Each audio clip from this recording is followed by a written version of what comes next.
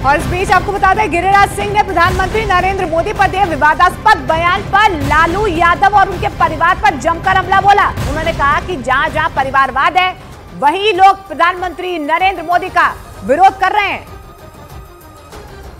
लालू यादव जी का परिवार सीमित है, वो भले किसी का इमोशनल ब्लैकमेल करके वोट ले लें, लेकिन राज्य की जनता, देश की जनता जानना चाहती है।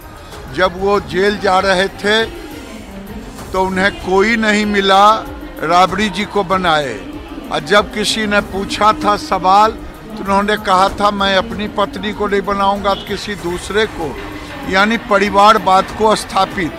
अभी भी बेटे को ही उप मुख्यमंत्री बनाया।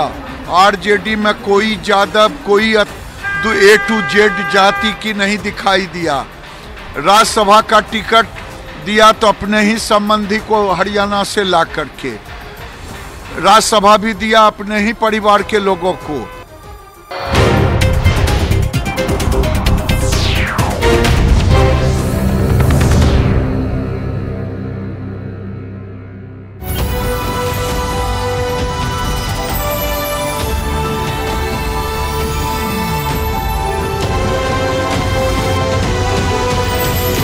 Dream Sports presents News 18 Rising Bharat Summit in partnership with Hindustan Times. Coming. हमारे साथ जो भी हुआ है सारे डिटेल्स में उन्होंने सुना है ध्यान से। सूत्रों ने बताया कि प्रधानमंत्री ने संदेश खाली की इन महिलाओं की बात धैर्य से सुनी, जैसे कोई पिता अपनी बेटियों का दुख सुन रहा हो। इसके बाद ये महिलाएं भावुक हो गईं, क्योंकि प्रधानमंत्री ने इनका दर्द सुना और उनकी तकलीफ समझी। इन महिलाओं से मुलाकात से पहले प्रधानमंत्री ने बारासात की रैली में ममता सरकार पर निशाना साधा। अटकलें थीं कि प्रधानमंत्री संदेश खाली भी जाएंगे, लेकिन वो वहां नहीं गए और संदेश खाली से थोड़ी ही दूरी पर बारासात में लोगों से मिले। पीएम ने बारासात में रोड शो किया, जिसके बाद उन्होंने वहां रैली की। रैली में महिलाओं की भीड़ उमड़ी, मंच पर भी कई महिलाएं दिखी। रैली में बोलते हुए प्रधानमंत्री ने बंगाल में महिलाओं की सुरक्षा का मुद्दा उठाया और खुलकर संदेश खाली का नाम लिया और ममता सरकार को घेरा। संदेश खाली में जो कुछ भी हुआ उससे किसी का भी सिर शर्म से झुक जाएगा, लेकिन यहां की टीएमसी सरकार को आपके दुख से कोई फर्क नहीं पड़ता। बारासात और संदेश खाली दोनों बंगाल के उत्तर 24 परगना में है और संदेश खाली से बारासात की दूरी करीब 75 किलोमीटर है। यानी प्रधानमंत्री ने संदेश खाली के बहुत नजदीक रैली की और संदेश खाली पर मचे सियासी बवाल के बीच ममता बनर्जी को घेरा।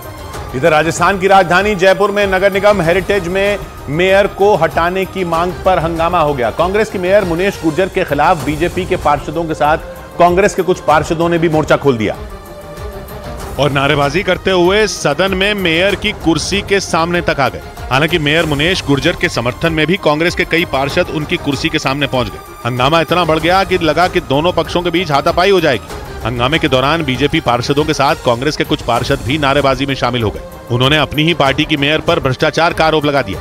बीजेपी और कांग्रेस के पार्षदों ने मिलकर वहां काफी देर तक हंगामा किया। प्रदर्शन कर रहे बीजेपी के पार्षदों ने सदन के अंदर मेयर के खिलाफ लिखे हुए पोस्टर भी दिखाए। बीजेपी और कांग्रेस के कुछ पार्षदों ने जयपुर हेरिटेज नगर निगम की मेयर को सस्पेंड करने की मांग की। जयपुर में 2 नगर निगम हैं, एक जयपुर ग्रेटर नगर निगम और दूसरा जयपुर हेरिटेज नगर निगम। अशोक गहलोत के कार्यकाल के दौरान कांग्रेस की मुनेश गुर्जर जयपुर हेरिटेज नगर निगम की मेयर बन गई थी, लेकिन उन पर भ्रष्टाचार के गंभीर आरोप लगे थे। उधर जयपुर में ही कोर्ट में पेशी के दौरान पेपर लीक के आरोपियों की वकीलों ने पिटाई कर दी। कोर्ट में पेशी के लिए ले जाते वक्त आरोपियों पर वकीलों ने थप्पड़ और घूंसे बरसा दिए। आरोप है कि कोर्ट में पेश किए गए 14 लोगों ने 2021 में राजस्थान पुलिस सब इंस्पेक्टर भर्ती परीक्षा का पेपर लीक करके नौकरी हासिल की थी। लेकिन जांच के दौरान सच्चाई सामने आ गई और 14 आरोपियों को गिरफ्तार कर लिया गया। आरोपियों को कोर्ट में पेशी के लिए ले जाते समय हंगामा हो गया। पुलिस की गाड़ी से उतरते ही पेपर लीक के आरोपियों पर वहां मौजूद वकील टूट पड़े। किसी ने थप्पड़ बरसाए तो किसी ने घूंसे से हमला कर दिया। कोर्ट के गेट पर पुलिस की मौजूदगी में वकीलों ने पेपर लीक के आरोपियों की पिटाई कर दी। इस दौरान नाराज वकीलों ने नारेबाजी भी की। हालांकि वहां मौजूद पुलिस वाले सभी आरोपियों को अपने साथ कोर्ट के अंदर ले गए। पेशी के लिए पहुंचे पेपर लीक के कुछ आरोपियों ने मास्क से अपना चेहरा छिपा रखा था। कोर्ट ने सभी आरोपियों को 6 दिन की रिमांड पर भेज दिया। पेपर लीक केस की जांच कर रही टीम ने 2 दिन पहले इन 14 ट्रेनी सब इंस्पेक्टरों को गिरफ्तार किया था। इन पर सब इंस्पेक्टर भर्ती परीक्षा का पेपर लीक करवाने और अपनी जगह डमी कैंडिडेट यानी दूसरे छात्र से परीक्षा दिलवाने के आरोप लगे। इस बीच महाराष्ट्र के अमरावती से सांसद नवनीत राणा को जान से मारने की धमकी दी गई। महाराष्ट्र के अमरावती से सांसद नवनीत राणा को जान से मारने की धमकी दी गई। उनके मुताबिक किसी ने उन्हें व्हाट्सएप पर मैसेज करने के साथ ही ऑडियो क्लिप के जरिए धमकाने की कोशिश की। हालांकि उन्होंने इस मामले में पुलिस में शिकायत दर्ज करा दी। चुनाव आयोग ने कांग्रेस नेता राहुल गांधी को एडवाइजरी जारी की। चुनाव आयोग ने उन्हें प्रधानमंत्री के बारे में संभल कर बोलने की सलाह दी। इस मामले में चुनाव आयोग ने दिल्ली हाईकोर्ट के उस आदेश को आधार बनाया जिसमें पीएम के खिलाफ टिप्पणी करने पर फैसला सुनाया गया था।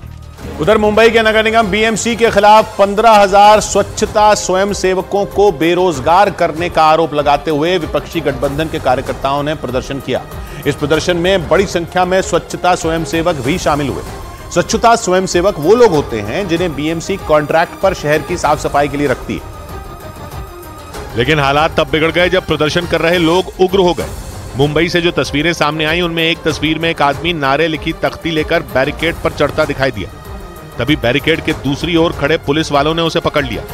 इसी तरह एक महिला हाथ में झाड़ू लेकर बैरिकेड पर चढ़ने की कोशिश करती नजर आई। उसी दौरान एक दूसरा प्रदर्शनकारी बैरिकेड पर चढ़कर बैठ गया। अगले ही पल पुलिस ने उसे नीचे खींच लिया। जमीन पर गिरने के बाद पुलिस के जवानों ने उसे उठाकर वहां से दूर कर दिया। लेकिन वहां अफरा तफरी तब मच गई जब कुछ प्रदर्शनकारियों ने बीएमसी दफ्तर में घुसने की कोशिश की। हालांकि ऐसा करने से पहले ही पुलिस ने उन्हें पकड़ लिया। इससे पहले वहां बड़ी संख्या में विपक्षी गठबंधन के कार्यकर्ता स्वच्छता स्वयंसेवकों के साथ मिलकर सड़क पर प्रदर्शन करते दिखाई दिए। उनके हाथों में नारे लिखे पोस्टर, बैनर और काले झंडे भी नजर आए। आरोप है कि बीएमसी ने एक निजी कंपनी को फायदा पहुंचाने के लिए 15,000 स्वच्छता स्वयंसेवकों को बेरोजगार कर दिया। इसी वजह से विपक्षी गठबंधन ने बीएमसी के खिलाफ मोर्चा खोल दिया। कलकत्ता हाईकोर्ट के आदेश के बाद बंगाल पुलिस ने शाहजहां शेख को सीबीआई के हवाले कर दिया। शाहजहां शेख 5 जनवरी को संदेश खाली में ईडी की टीम पर हुए हमले के मामले में आरोपी हैं। उस वक्त उनके ठिकाने पर छापा मारने गई ईडी की टीम के लोगों पर हमला बोल दिया गया था, जिसमें कई लोग घायल हो गए थे। इसी मामले में उन्हें सीबीआई के हवाले किया गया। लेकिन इससे पहले दिन भर ड्रामा चला क्योंकि बंगाल सरकार कलकत्ता हाईकोर्ट के आदेश के खिलाफ सुप्रीम कोर्ट पहुंच गई। एक दिन पहले यही दलील देकर बंगाल पुलिस की सीआईडी ने सीबीआई को शाहजहां शेख की कस्टडी नहीं दी थी। लेकिन सुप्रीम कोर्ट से झटका लगने के बाद सीआईडी को शाहजहां शेख की कस्टडी सीबीआई को देनी पड़ी और 20 घंटे की भागदौड़ और इंतजार के बाद सीबीआई के अधिकारी शाहजहां शेख को लेकर कोलकाता से निकल गए। सीबीआई की टीम के अधिकारियों के बीच बैठे शाहजहां शेख की तस्वीरें भी आईं। लेकिन इससे पहले दिन भर ड्रामा हुआ। कलकत्ता